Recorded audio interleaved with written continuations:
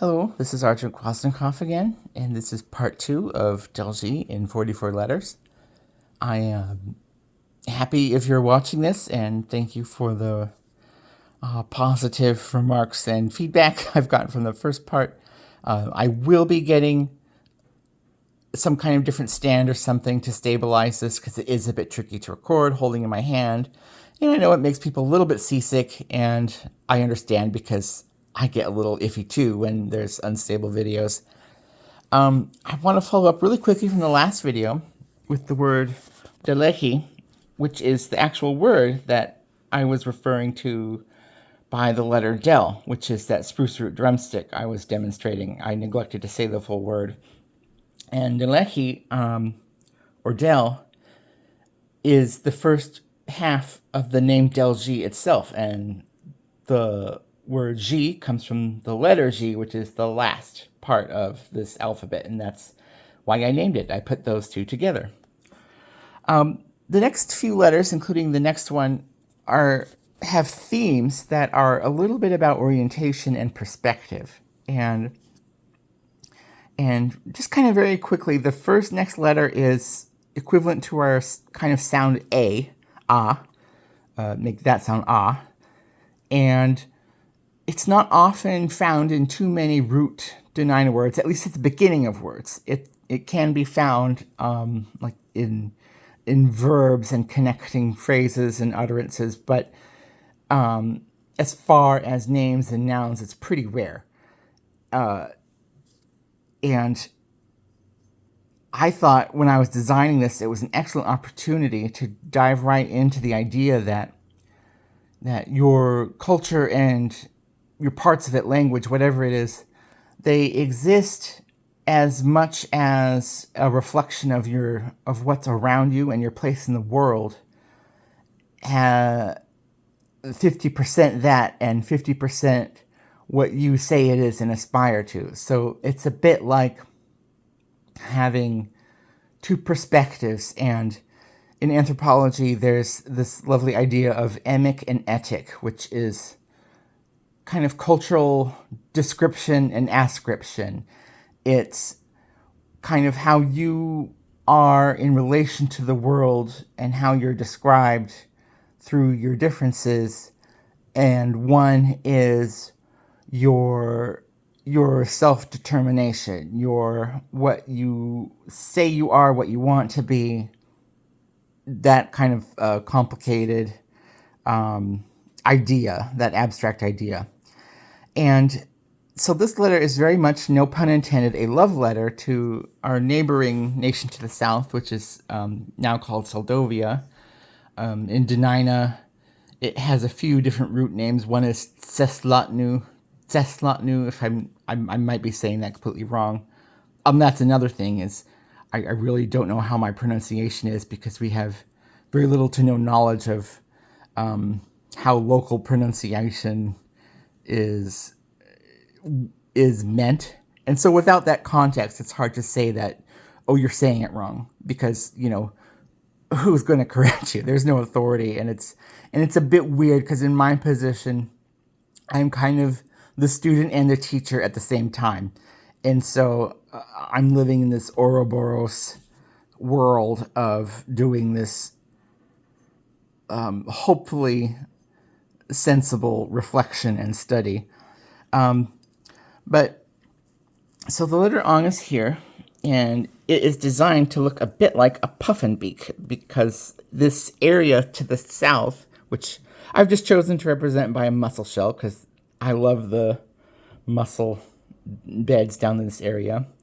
This, by the way, Kenai Peninsula in modern Alaska, Cook Inlet water over here. This little branch is where the Moldova culture originates, and this up here is where my culture, the Nichił Nation, is, and there's our little agate symbol. So there's the puffin beak and its lowercase form. And when I first designed it, I was very particular about the look, and I was very particular about doing this subtle curve, look very naturalistic, and having this long flowing thing that just barely touched, to be more literal of the shape of the puffin beak.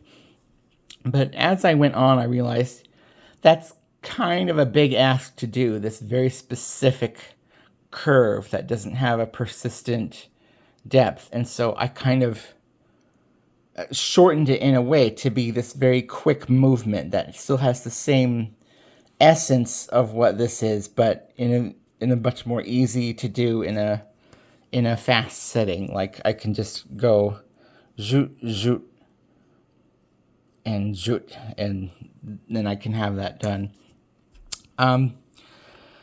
And the reason why it's called it Ong is because one of the kind of fuzzy words for the area is Angidatnu in this very one particular village area. And like I said, since it's rare, a lot of words that we do have last recorded in Dena'ina are borrowed from Sugpiaq and Alutiiq, which are completely different. Not only are they different languages, they're from a different whole family of languages, because centuries before any Europeans arrived, Russians, English, Spanish, whoever, there was a migration that started in the northern Canada and Greenland areas and came all the way west around Alaska, south through the Bering Strait into the Aleutian Islands, and up into the southern coastal waters of around this area. So a lot of the cultures and influences that you'll see now in those areas are from that period of migration. And that's why you'll see it kind of wrap around in those regionalized maps that are helpful in a way, but to me they're a little bit distracting because they don't show things like this, which are modern day interpretations that are more practical and how we identify and align ourselves more with.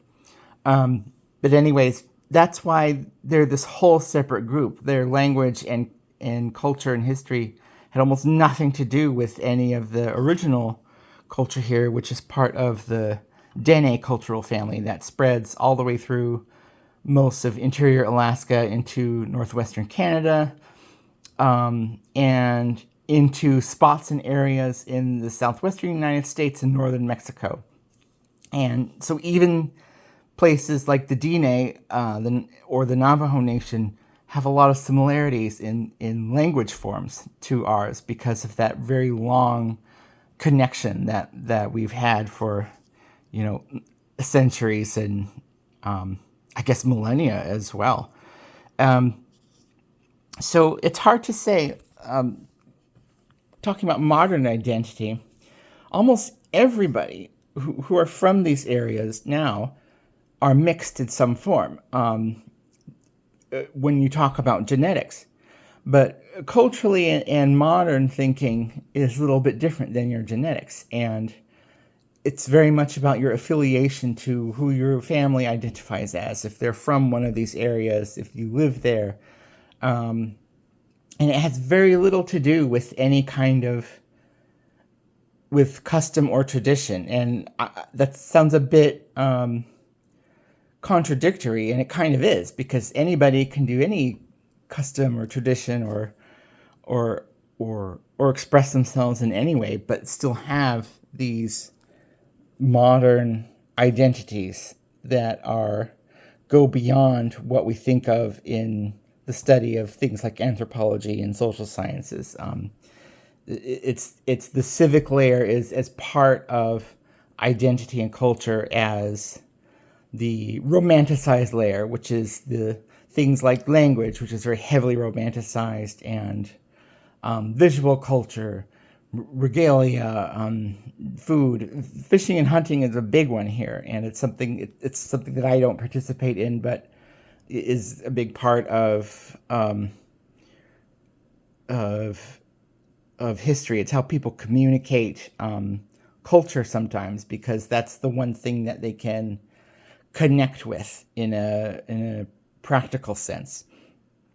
And so this is kind of my way to show that even though these were both originally Dena'ina speaking areas, we both have our own separate evolutions to become the peoples that we are now. And so we have this like wonderful connection, as we do with all the other neighbors that we have, which we'll look at eventually. But I think we have a very special one because we were both the most influenced by incoming cultures the fastest, and that's why we are both so distinct today. And the Sugpiaq language is a big part of that. And my favorite loanword in local Dena'ina is amiguk, which is the word for octopus. And we could have this word because maybe there was a Dena'ina speaking word. I'm guessing there very likely was. But because people in this area adopted that word so much through practical use, because this area is very fjord-like and has many tide pool beds and lots of creatures like octopi and puffins and a lot of those fjord type habitat biology, that just became the dominant word. And so in Dena'ina, this is the one known word, contemporarily known word, at least to my knowledge, for octopus, amiguk. And very quickly before I end this section, I want to further elaborate on why there's even this alphabetical order to begin with, and that's because it's how the sounds are arranged according to IPA. And IPA, which does not mean India Pale Ale, it can, but not in this case, is the International Phonetic Alphabet, which linguists use to organize all the sounds that are possible for a person to make, and how to study and categorize the many tens of thousands of languages in the world and all of their possible vocalizations. And a very quick example is like this here, this letter P. Like there's a letter P, p, p, p, but if you aspirate it, which is p, like with a breath, you would write it in IPA with this little superscript H. And this superscript H is IPA for an aspiration. And I'm not even sure if I'm saying that correctly, if I'm pronouncing those correctly, because learning how to make all of those sounds is tricky for absolutely everybody in the world, because you only use in your own native language so many of those possible sounds. And so a really skilled phonetic linguist will be able to make just a seemingly endless array of possible sounds and utterances that are very,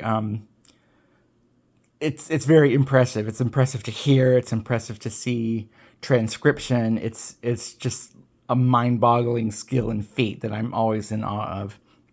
And also IPA, when people hear phonetic alphabet, they tend to think of the military one, which is the NATO one, Alpha, Bravo, Charlie, so on. That's a whole separate thing that has to do with radio call signs. It's not to do with phonetics. It's a bit more, that is more for a practical communicative use in that context. It's not what this system is. But yeah, that's kind of the letter ang. That is the second letter. And like I said, it's next because of the IPA order. And I guess one more fun fact I can throw in before I try to make this video end before 15 minutes is alphabetical order. We're not sure how that started in Latin letters, but there are some anthropologists who propose the theory that it started with the Library of Alexandria in Egypt when they decided that they needed a way to order all the many scrolls they had. And so they decided one day, hey, everybody who's written these things has a name. Let's arrange them according to name and decide on an order for all these letters. And because at that time they were using a system that much more resembled an alphabet today. Not sure if that's true. There's lots of other ideas, but it is one of those wonderful romantic stories that I think is really interesting and why the world uses this system now. But that's all I wanted to do for this part. And I want to thank you very much for watching again. And I will post another one very soon. Thank you.